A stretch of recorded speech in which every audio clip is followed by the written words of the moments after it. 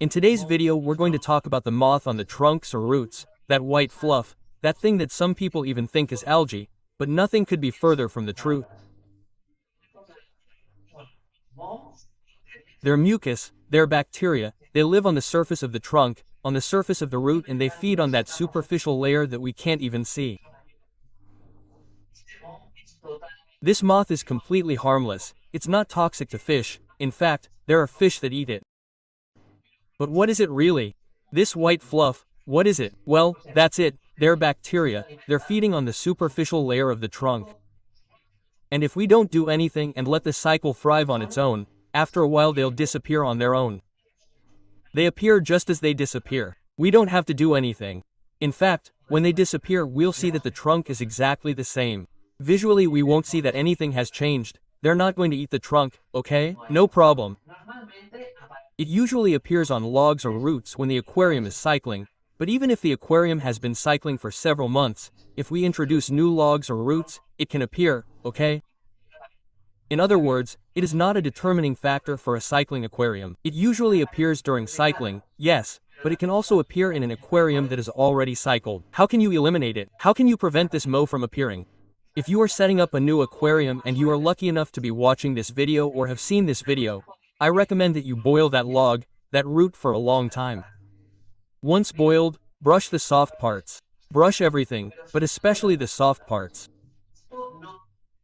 This does not mean that this moth will not appear, but it does greatly reduce the chances.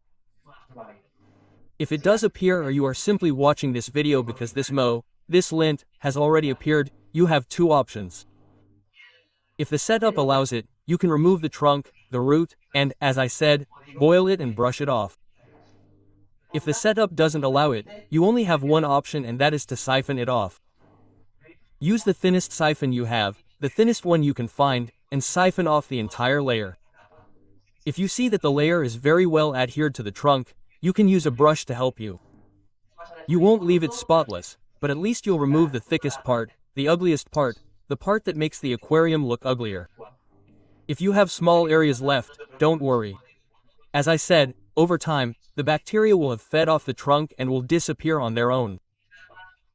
If you have shrimp, snails, or even some fish that feed on the cellulose in the aquarium, such as ancestris or even a goby, don't worry, because they'll eat this fluff.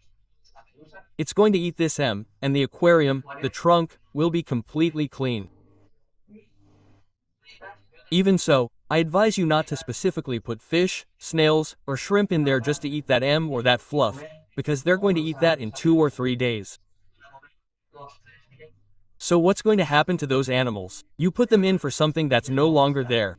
And maybe they're not compatible with your water, they're not compatible with the fish that you're going to put in later, or even with the fish that you already have in the aquarium. Therefore, we're ruling this option out. If that fish or shrimp is going to be in the aquarium, because that's how the setup is going to be, perfect. Adding them just for that, then no more. So I'll end the video, but I insist, this is a natural process. It's going to happen to the vast majority of trunks and roots. It's not toxic, as I say, and above all, I insist, it's temporary. So don't worry, it'll disappear in a few weeks even if we don't do anything. I hope you enjoyed the video, I hope it was useful to you. If so, give it a like, subscribe, and I'll see you in the next video.